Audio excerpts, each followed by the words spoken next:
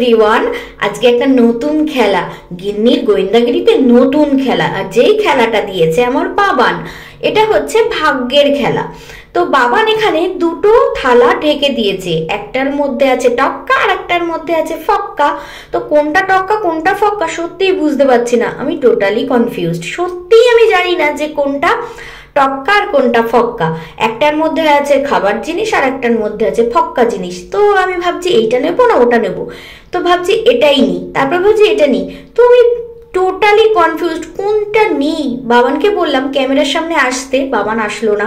যাই হোক, পরবর্তীতে আসবে, কিছুক্ষণ পর তোমরা দেখতে পাবে আসবে। তো ঠাকুরের নাম করে আমি এইটা খুলছি।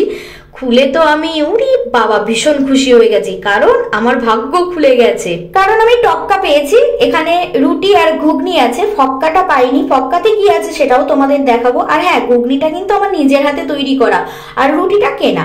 আর এদিকে ফক্কাতে রয়েছে একটা রুমাল, যেটা তুললে তো আমার যা কপালটা ফক্কাই হয়ে যেত। যাই হোক, চলো আজকে খেতে খেতে তোমাদের সাথে কিছু গল্প করি। তো একটা ছোট্ট গেম খেললাম তোমাদের সাথে, তোমাদের কেমন লাগলো অবশ্যই জানিও। আর হ্যাঁ, আমার যারা ভালোবাসার মানুষ আছে তারা অবশ্যই ভিডিওটা দেখবে, এটা আমি জানি।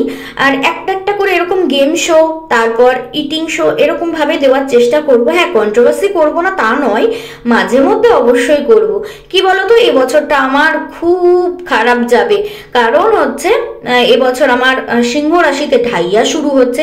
তো নিজের ভাগ্য নিয়ে না খুব কষ্টের মধ্যে আছি। যদিও বজরংবলীর পুজো করলে তো সেখানে শনিদেব অতটাও রুষ্ট হন না, শনিদেব তুষ্টই থাকেন।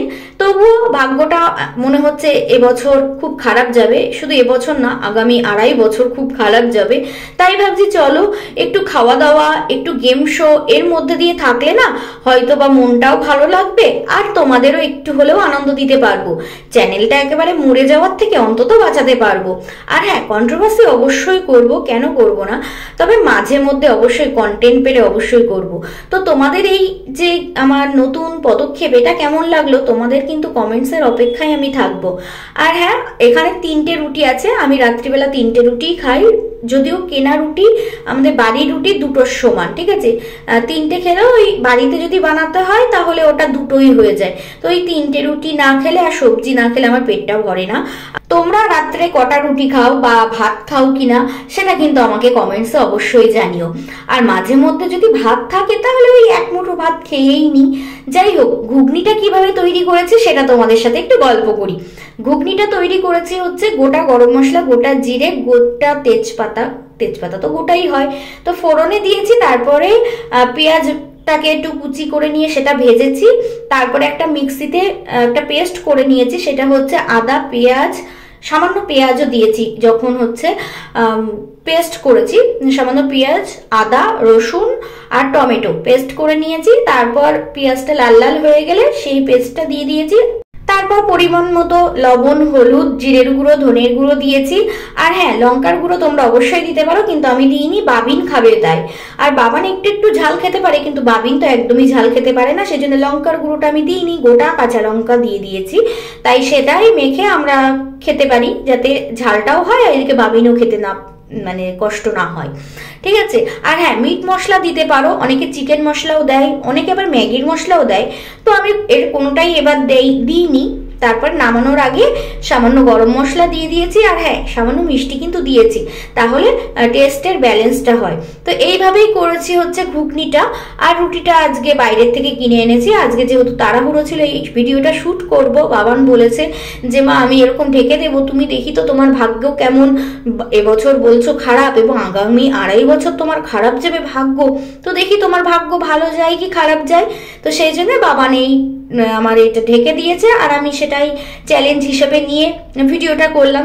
কেমন লাগলো তোমরা কিন্তু অবশ্যই কমেন্টসে জানিও। আর হ্যাঁ, নিত্য নতুন এরকম চ্যালেঞ্জের ভিডিও এবং ইটিং ভিডিও এবং ফানি শর্ট ভিডিও তোমরা এবার থেকে চ্যানেলে দেখতে পারবে, কারণ এই চ্যানেলটা আমি অনেক কষ্ট করে, অনেক মেহনত করে এই জায়গাটাই নিয়ে এসেছি, তাই এই চ্যানেলকে আমি হারাতে পারবো না। ও তার সাথে সাথে মাই লাইফ স্টোরি ব্লগেও তোমরা ভিডিও দেখতে পাবে। আর এই দেখো বাবান আয়নায় দেখতে পাচ্ছ বাবান এসেছে। বাবানের উপর আমি একটু রেগেই গেছি যে বাবান তখন তোমাকে আসতে বললাম, তুমি আসলে না কেন ক্যামেরাতে, এখন কেন এসেছো? বলছে আসিনি, আমার ভালো লাগেনি, আমি অফ ক্যামেরাই তো করে দিয়েছি। আমি বললাম তবুও তুমি অন ক্যামেরা আসতে পারতে, তাই আমি বললাম এখন যাও। তাই ওই দেখো দৌড়ে পালিয়ে গেল। যাই হোক, এই ভিডিওটা এখানেই শেষ করছি। আর আমি একটু না তাড়াতাড়ি খাই, কেন জানি না, আমি তাড়াতাড়ি না খেলে না পেটটা ভরে না। তো যাই হোক, এরকম আমার একদম খাওয়া কমপ্লিট। আর খাওয়ার শেষে কে এরকম থালাটাকে চেটে পুটে পরিষ্কার করো অবশ্যই কমেন্টসে জানিও। আসলে তরকারি বা কোনো মাংসের ঝোল বা এরকম কোনো সবজি, যে কোনো সবজি বলো না কেন, এরকম একটু চেটে খেতে খুব ভালো লাগে। তো চলো চলো, ভিডিওটা এখানেই শেষ করছি। তোমরা কিন্তু লাইক করতে ভুলো না। আর হ্যাঁ, চ্যানেলে নতুন হলে অবশ্যই চ্যানেলটা সাবস্ক্রাইব করে দিও। তো টাটা সকলকে, সকলে ভালো থেকো, সুস্থ থেকো, টাটা।